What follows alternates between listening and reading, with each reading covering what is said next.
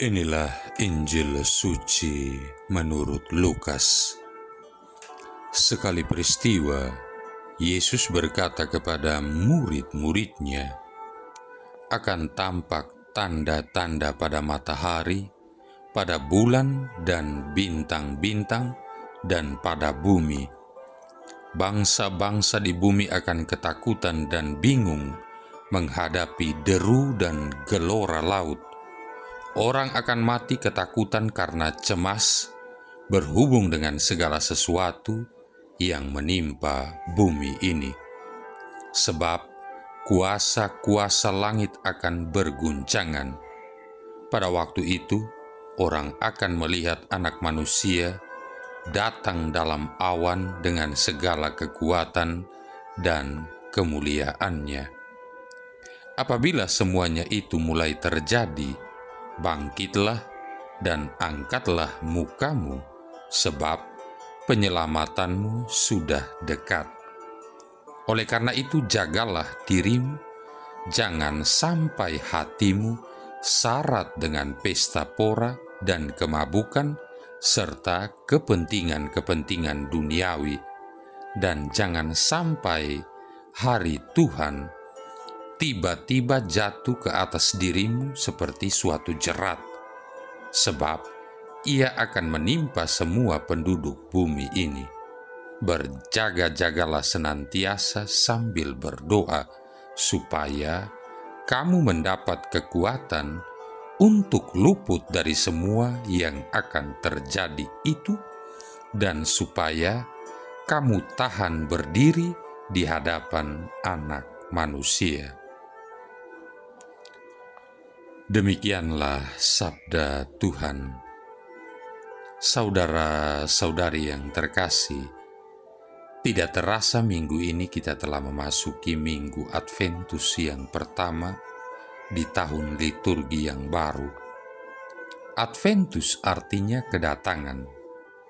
Berdasarkan tahun liturgi gereja, maka Advent adalah masa penantian akan kehadiran atau kedatangan Yesus yang akan dirayakan dalam perayaan Natal.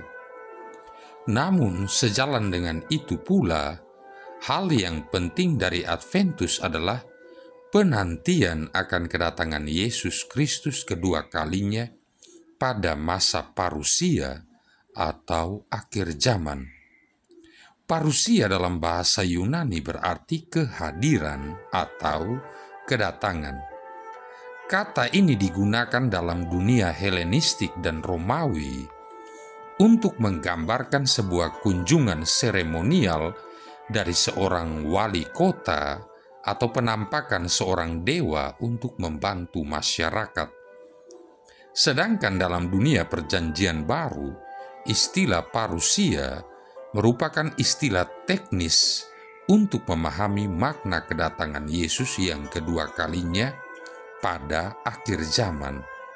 Dan ini sesuai ungkapan kredo kita yang mengatakan bahwa Yesus akan datang untuk mengadili orang yang hidup dan yang mati. Saudara-saudari yang terkasih, bacaan Injil kita hari ini sangat erat kaitannya dengan perikop sebelumnya, yaitu kedatangan Anak Manusia. Berbicara tentang kedatangan Anak Manusia, maka yang menjadi pertanyaan banyak orang, baik dari zaman dahulu maupun sampai nanti adalah, kapan hal tersebut terjadi? Namun dengan jelas Yesus sudah mengatakan, tetapi tentang hari atau saat itu tidak seorang pun yang tahu, malaikat-malaikat di surga tidak, anak pun tidak, hanya Bapa saja. Lihat Markus bab 13 ayat 32. Dengan ini Yesus mau memberikan peringatan atau teguran yang keras kepada orang-orang yang berusaha menentukan sendiri dengan berbagai cara ataupun perhitungan yang didasarkan pada ayat-ayat tertentu dalam kitab suci tentang kedatangan Anak Manusia.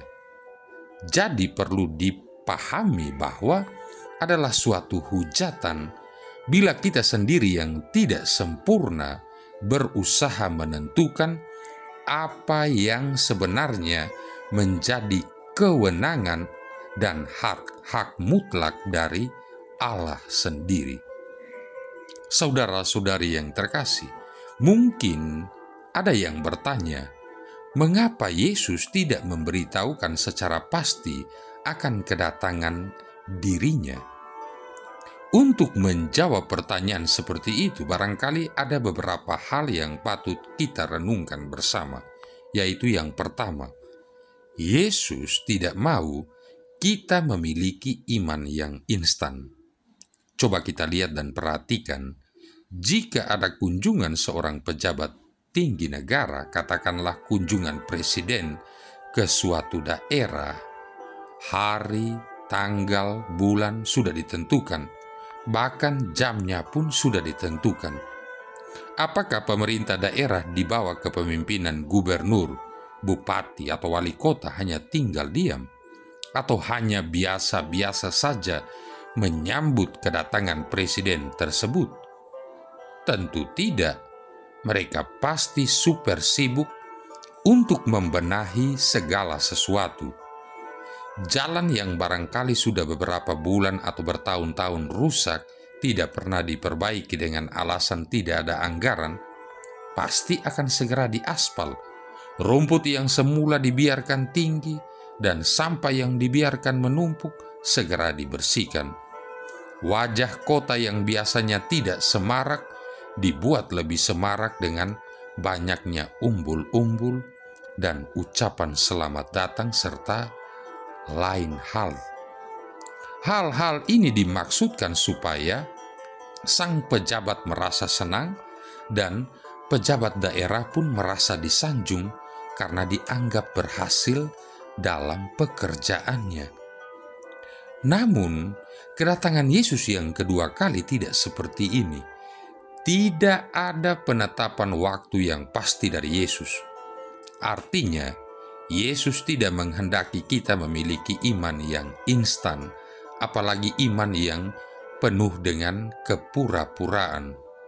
Coba kita bayangkan, seandainya Yesus katakan bahwa parusia atau akhir zaman akan terjadi pada tanggal 25 Desember tahun 2024 ini, saya yakin pasti semua gedung gereja akan penuh setiap jamnya, karena semua orang tiba-tiba berubah. Yang malas ke gereja mendadak jadi rajin ke gereja, yang sering berbuat jahat mendadak berubah menjadi orang baik, yang pelit dan kikir mendadak menjadi suka memberi. Mengapa? Karena semua orang mau selamat. Tetapi sayangnya, Yesus tidak mengatakan kapan waktu dan saat Anak Manusia itu tiba, karena Ia mau kita memiliki iman yang berproses, bukan iman yang instan, apalagi iman yang penuh dengan kepura-puraan. Yang kedua, Yesus menghendaki bahwa kapan Anak Manusia itu akan datang bukanlah persoalan bagi kita. Hal yang terpenting bagi kita sebagai orang beriman adalah kita senantiasa siap apabila dan bila mana saat tersebut tiba. Itu berarti kita mesti berjaga-jaga supaya jangan kita didapatinya sedang tidur, hidup kita sedang amburadul dan sembrono. Orang yang berjaga-jaga adalah orang yang senantiasa berproses dalam pertumbuhan imannya. Hanya dengan iman yang berproseslah kita akan memiliki iman yang terjaga, bukan iman yang tertidur. Dalam proses tersebut akan terus berjalan dalam suka maupun duka perjalanan hidup ini sampai kita meninggalkan dunia ini atau sampai parusia itu tiba. Haruslah kita sadari bahwa antara kenaikan Yesus ke surga dan kedatangannya kembali adalah masa di mana kita boleh berkarya untuk melaksanakan tugas dan tanggung jawab kita masing-masing sebagai orang-orang beriman. Dalam kepergiannya ke surga, Yesus telah mempercayakan tanggung jawab bagi kita semua, supaya kita para pengikutnya hidup baik, berkata baik, dan berbuat baik. Tanggung jawab yang dipercayakannya itu mesti kita kerjakan, sebab di dalam melaksanakan tanggung jawab untuk hidup, itulah kita menjadi orang yang berjaga-jaga. Saudara-saudari yang terkasih, pesan berjaga-jaga rasanya tidak asing lagi di telinga Kristiani kita, bahkan terasa membosankan. Tetapi ternyata harus disuarakan di setiap waktu kehidupan ini, karena setiap detik adalah juga kemungkinan yang dapat saja menjerumuskan kita kepada kesesatan pikiran, perkataan, dan perbuatan. Jika teramat sering kita jatuh dalam dosa oleh ketidaksadaran iman kita, oleh kealpaan kita berjaga-jaga dalam iman, sudah saatnya kita berbenah diri. Ingatlah bahwa berdoa, berekaristi, hidup baik, dan berbuat baik adalah cara terbaik bagi kita untuk berjaga-jaga menantikan kedatangan Tuhan yang kedua kalinya. Saudara-saudari yang terkasih, jangan piara sikap A, B, C, D, E. Apa itu sikap A, B, C, D, E? A. Anggap remeh, acuh tak acuh, yaitu sudah melihat, sudah mendengar tanda-tanda kedatangan Yesus yang kedua kali, namun tetap menganggap remeh. B. Besok saja.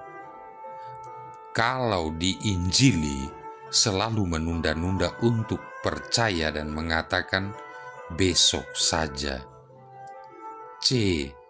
Cuma di mulut lain di hati, mengaku beriman, tetapi hanya di mulut dan KTP saja. Kelakuan dan hidup tidak mencerminkan sebagai orang yang bertobat. D. Doyan selingkuh, kiri kanan oke, yaitu orang yang suka bohong dan suka bolos gereja, mengaku beriman namun sering masih suka percaya pada hal-hal tahayul, dukun, dan lain sebagainya. E. Enggan bertobat, tak rela bertobat, yaitu orang yang egois dan tak pernah mau bertobat. Marilah kita menyelidiki diri, apakah kita memiliki salah satu sikap A, B, C, D, E, atau bahkan kelima-limanya. Siap sedialah, karena Anak Manusia datang pada saat yang tidak kamu duga. Segeralah bertobat. Marilah berdoa. Allah Bapa kami di surga, melalui Yesus Kristus Putramu, Engkau berkenan menyelamatkan dunia. Tolonglah kami dalam menyiapkan diri, menyongsong kedatangan Putramu itu, sehingga kami pantas mengalami karya keselamatan-Mu.